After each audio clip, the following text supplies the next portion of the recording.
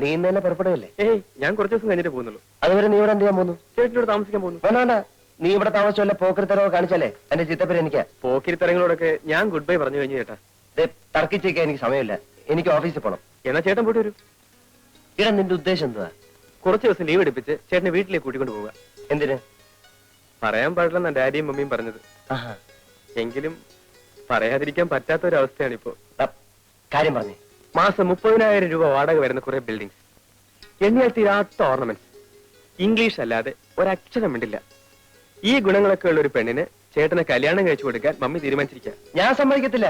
അതിനായി എന്നെ ആരും കാക്കുകയും വേണ്ട. അത് ഇവിടെ നിന്ന് പറഞ്ഞിട്ട് കാര്യമില്ല, വീട്ടിൽ ചെന്ന് പറയണം. ഞാൻ വീട്ടിലേക്ക് വരുന്നില്ല. എന്നാ ഞാനും പോകുന്നില്ല.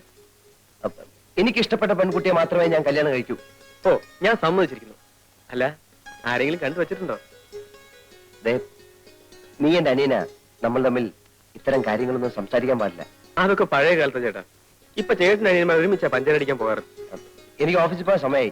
അടുക്കളയിൽ പാലും ഏത്തപ്പഴം നീ പോയി കഴിച്ചോ. ശരി, ചേട്ടൻ തിരിച്ചു വരുമ്പോഴേക്കും ഞാൻ ഈ വില്ലേജും ചുറ്റിക്കടച്ചു വരാം. ചേട്ടന്റെ സേവനം കൊണ്ട് ഈ ഗ്രാമത്തിൽ വല്ല പ്രോഗ്രസ് ഉണ്ടോന്ന് അറിയണമല്ലോ.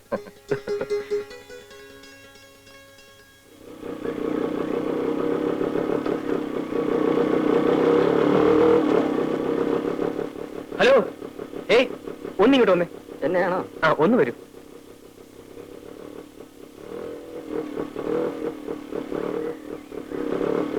ഈ നാട്ടുകാരല്ലേ? അതെ. എന്റെ പേര് ബാബു. വീട് എറണാകുളത്താ. ഈ നാട്ടിൻ പുറമൊക്കെ ഒന്ന് ചുറ്റിക്കാണുന്നുണ്ട്. ഒന്ന് സഹായിക്കോ? അതിപ്പോ ഞാൻ എങ്ങനെ സഹായിക്കാനാ? ഇവിടുത്തെ ഭംഗിയുള്ള സ്ഥലങ്ങളൊക്കെ ഒന്ന് കാണിച്ചു തന്നാ മതി. ഫോർ എക്സാമ്പിൾ അമ്പലങ്ങൾ, പുഴ, വയലുകൾ. അല്ല, അതിനെന്താ വേണ്ടെന്ന് വെച്ച് തരാം. ഇതിനു മുമ്പ് നമ്മൾ തമ്മിൽ എവിടെ വെച്ച് കണ്ടതുപോലൊരു തോന്നൽ. ഇല്ലല്ലോ. ഞാൻ ഇന്നലെ ഈ നാട്ടിൽ വന്നത് തന്നെ. എന്റെ ചേട്ടൻ ഇവിടെ ജോലി. വരുമ്പോൾ ഒരു റാസ്കലിനോട് എന്റെ ചേട്ടന്റെ വീട്ടിലേക്കുള്ള വഴി ചോദിച്ചു. അയാൾ വഴി ആകെ തെറ്റിച്ച് പറഞ്ഞെന്ന് 10-20 മൈൽ എന്നെ കറക്കി. അയ്യോ, ആരാ വഴി തെറ്റിച്ചേ? ആരാണെന്നറിയില്ല. പരിചയമില്ലാത്ത ആളായതുകൊണ്ട് ഞാൻ അത്ര ശ്രദ്ധിച്ചുമില്ല. ചേ, ആരായാലും അങ്ങനെ ചെയ്ത മോശമായി. സാറ് വരണം. ഈ നാട്ടിലെ സ്ഥലങ്ങളൊക്കെ ഞാൻ കാണിച്ചു തരാം. ഇത്രയൊക്കെ ആയിട്ടും സാറിന്റെ പേര് ചോദിച്ചില്ലല്ലോ. ആ, പേരെന്താ? വാസുണ്ണി. ആ, വാസുണ്ണി കയറിക്കോളൂ.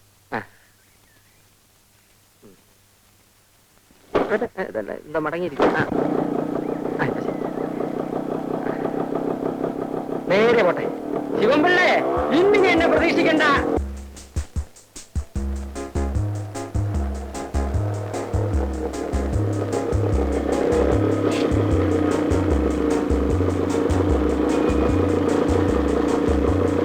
എന്താ സാർ ഇവിടെ നിർത്തിയത്? ഇറങ്ങൂ, പറയാം. ഇതേത് സ്ഥലമാണ് സാർ? നമ്മൾ പുറപ്പെട്ടെടുത്തു നിന്ന് കൃത്യം 30 മൈലിൽ പോകുന്നു. ഇവിടുന്ന് 30 മൈൽ പടിഞ്ഞാറോട്ട് പോയാൽ ഒരു പള്ളി കാണും, പഴകുറ്റി പള്ളി. അവിടെ ചെന്ന് ആരോട് ചോദിച്ചാലും തന്നെ വീട് കാണിച്ചു തരും. മനുഷ്യനെ വഴിതെറ്റിക്കാൻ നടക്കുന്നു റാസ്കൽ.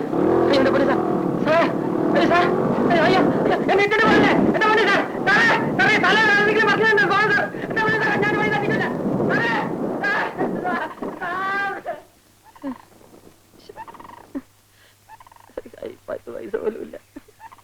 ഒരാവശ്യമില്ലാത്ത പണിയായിപ്പോയി.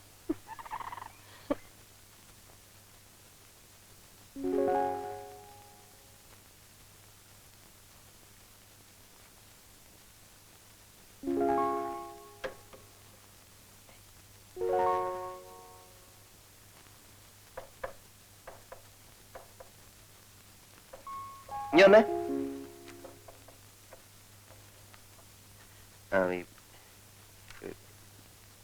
പോസ്റ്റ് ഓഫീസിൽ പോയിട്ട് ഒരു ഇല്ലന്റ് വാങ്ങിച്ചോണ്ട് വരണം.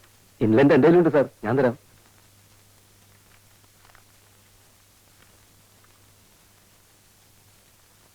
ഇതാ. പിന്നെ ഒരു ഉപകാരം കൂടെ ചെയ്യണേ. ആ ബ്ലോക്ക് ഓഫീസിൽ പോയി എന്തെങ്കിലും വിശേഷം ഉണ്ടോ എന്നൊന്ന് അറിഞ്ഞു വരും. എന്ത് വിശേഷം സാർ? അല്ല, അവിടെ എന്തെങ്കിലും വിശേഷം കാണും.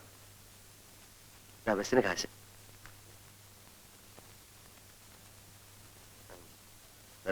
ഭാസ്കരല്ലേ സാർ? നീ വന്നേ.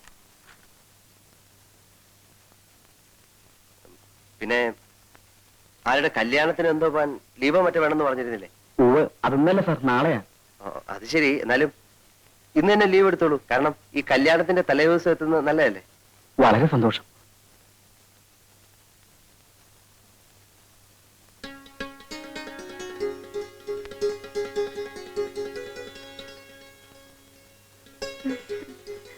അല്ല, ഈ ഓഫീസിലോട്ടൊക്കെ എന്തിനാ കയറി വരുന്നത്? വന്നാലെന്താ? അല്ലെ ഇവിടെ പലരും വരുന്നതല്ലേ. ഞാനും വന്നതിലേക്ക് ഇരിക്കും. ഇരിക്കുന്നേ.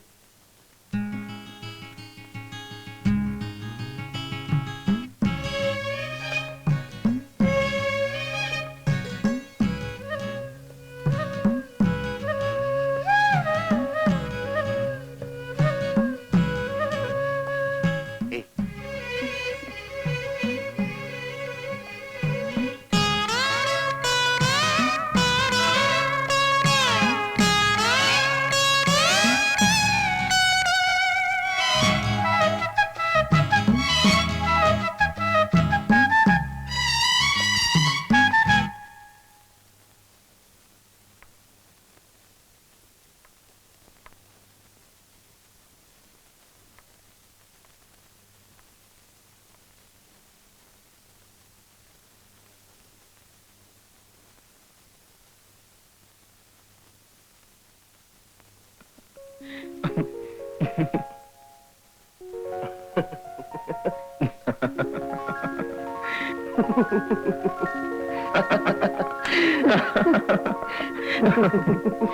എന്തായാലും വീട്ടിൽ നിന്നും പോന്ന ശേഷം ചേട്ടൻ നല്ല പ്രോഗ്രസ് ഉണ്ട്.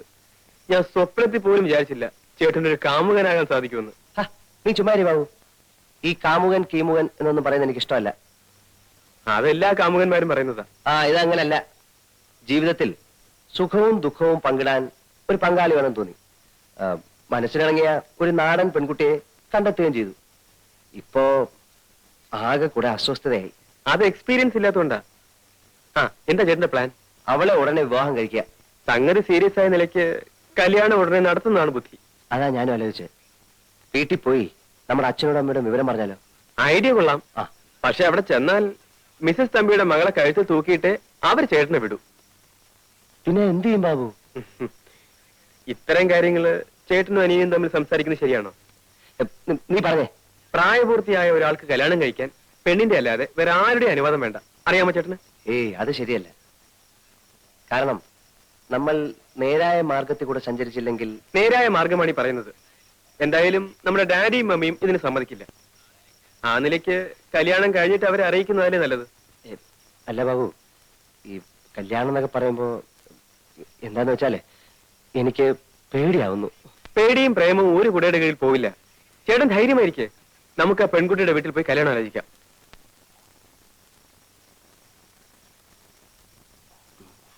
മമ്മിയുടെ ചെവിയിൽ ഈ വിവരം എത്തുന്നതിന് മുമ്പ് കല്യാണം നടത്തണം. അല്ലെങ്കിൽ എന്താ ഉണ്ടാവുന്നറിയോ? അവിടെ മറ്റേ പ്രശ്നം ചൂടുപിടിച്ചിരിക്കുക. ഇപ്പം രാധയുടെ വീട്ടിലേക്ക് ആര് പോവും ആലോചിക്കാൻ? അതിനൊക്കെ ഞാൻ മതി ചേട്ടാ. ഒരു കാരണവരെ കൂടി സംഘടിപ്പിച്ചാൽ പരിപാടി ഉഗ്രനായി. അല്ല, കാരണവരെയൊക്കെ സംഘടിപ്പിക്കാം. എന്നാ ബാക്കി കാര്യം ഞാൻ ഏറ്റു.